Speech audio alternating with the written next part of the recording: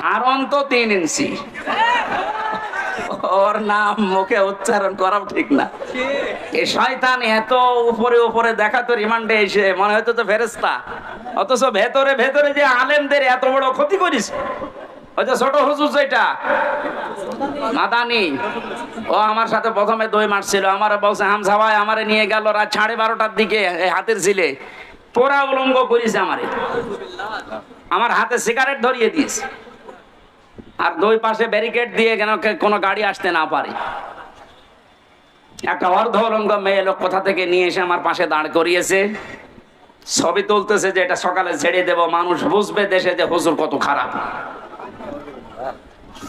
ও ছোট মানুষ তো, বয়স আমার সেম সেম, আমার 32 ও 30। ওই সময় হাউ মাউ করে কাঁদছিল ওই ফাঁসির কন্টেম ছেলের ভেতরে। আমারে বলছে হামজা আমি তো একেবারে অসহায়, যে কেউ নেই। বললাম এক এসআই কে ডেকে, ভাই আপনারা যা করছেন এটাকে হারুন স্যার জানে? জানে না মানে উনি তো করছে। আচ্ছা মজলুম অবস্থার দোয়া কবুল হয় আমার বিশ্বাস আছে। মন থেকে বড় দোয়া করলাম, আমার যা যা ওরা দেখেছে আল্লাহ আমার সাথে যারা জড়িত এদেরকে তুমি ওইভাবে অপমান করো। এই আল্লাহ করায়নি। হারুনের রাস্তায় বের হওয়ার আর সম্ভাবনা আছে। ওর নাম এখন মানুষ হারুন ভুলে গেছে, ওর নাম এখন 3 ইঞ্চি। মহিলারা পর্যন্ত জিকির করছে 3 ইঞ্চি 3 ইঞ্চি। কত অপমান করবে আল্লাহ বলেন। সেদিন কুষ্টিয়ার জেলা আমির অধ্যাপক আবুল হাশেম সাহেব একটা আয়াতের ব্যাখ্যা করছিলেন আলেমদের সমাবেশে। অনেক জালেমরা মনে করেছিল জিয়ারে ছিলাম এমন হয় আল্লাহ আমাদের ভালোবেসেই দিয়েছে। আমারে কুষ্টিয়ার সদর থানায় যেদিন ওই সে 11 সালে প্রথম গ্রেপ্তার করে, আমি সুদের বিরুদ্ধে বলেছিলাম, এই আমার অপরাধ ছিল। আমারে শিবির করে, শিবিরের ক্যাডার রক কাটি বেড়ায় আন্দাজে। এগুলো নিয়ে যখন নিয়ে গেল আমারে বলছে ওসি সাহেব, ওই সময় আসাদুজ্জামান নামে এক ওসি ছিল, গোপালগঞ্জে বাড়ি। আমারে বলছে হুজুর কুলিল্লাহুম্মা মালিকাল মুলকে তুতিল মুলকা মান তাশা, এই আয়াতের অর্থ বলেন তো। বললাম আল্লাহ যারে চায় তারে ক্ষমতা দেয়, যারে চায় নামিয়ে দেয়। আমারে বলছে এটা আপনি মানেন তো? মানে না মানে? হাসিনা যে এখন আছে এটা আল্লাহ চেয়েছে, জায়গা মতো হাত দিয়েছে। শয়তান যাতে মাতাল হলো তার ঠিক আছে, কোন দিকে নিয়ে গেছে দেখেছেন? কথা শেষ করার পরে আমি যেটা এখান থেকে বের করতে পারি, ওনারা বোঝাতে চায় যে আল্লাহ আমাদেরকে দয়া করে মায়া করে মহব্বত করে ভালোবেসে এই চেয়ারে রেখেছে। আমরা যা করছি এ কোনো অসুবিধা নেই, আল্লাহ আমাদেরকে। এক কথা বলে না কেন?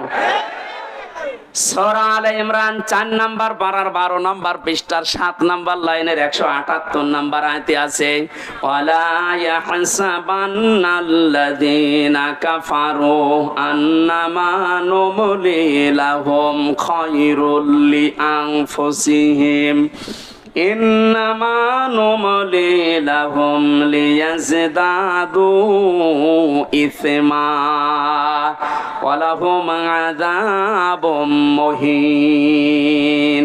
ঠিক আছে। আল্লাহ পাক বলেন কাফেরেরা ধারণা করে যে ক্ষমতার চেয়ারে বিত্ত বৈভব টাকা পয়সা অর্থ সম্পদ আল্লাহ আমাদেরকে দিয়েছে ভালোবেসে মহব্বত করে। আল্লাহ পাক বলেন না, এগুলো এদেরকে দিয়েছি এদের পাপ যেন পরিপূর্ণ হয়ে যায়। পরিপূর্ণ হয়েছে না হয়নি? হয়েছে বলে আল্লাহ আয়াতের শেষে দিয়েছেন লাহুম আযাবুম মুহিন, তাদের জন্য আমি অপমানজনক শাস্তির ব্যবস্থা করে রেখেছি।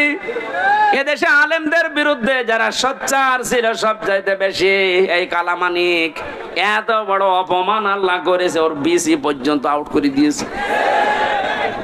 ওদের একটা অংশ থেকে যেন ডাপিং করে বলছে ওরা আমার বিসিতে মারলো কেন? আর কি অপমান হবেন আপনি? ও এখন যে অবস্থায় আছে আমার মনে হয় ওর মরে যাওয়া ভালো। কথা বলেন। এই জন্য আহ্বান জানাবো, যাদের নেতা ঠিক নেই, আদর্শ ঠিক নেই, আপনি ফিরে আসেন। আপনি কিন্তু জাহান্নামে যাচ্ছেন।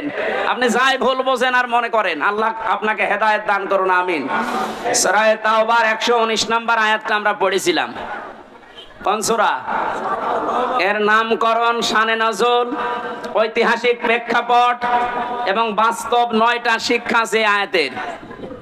এবং এখান থেকে তাফসীর আকারে যে কথা বলতে আরম্ভ করবো, এখন কি সময় পাবো? তো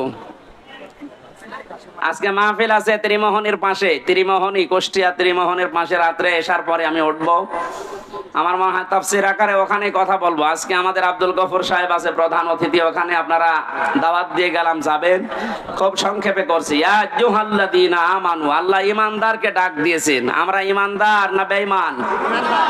আমাদেরকে আল্লাহ ডাক দিয়েছেন, ইত্তাকুল্লাহ, আমাকে ভয় করো। আল্লাহকে ভয় করলে 9টা ফল পাওয়া যায় দুনিয়ায়, আখিরাতে পাওয়া যায় 27টা। এই বিষয়ের উপর আজকে আমরা ওখানে কথা বলছি। আকুনু মা'আস সাদিকিন, তোমরা সত্যবাদীদের সঙ্গে থাকো কাজে এবং কর্মে।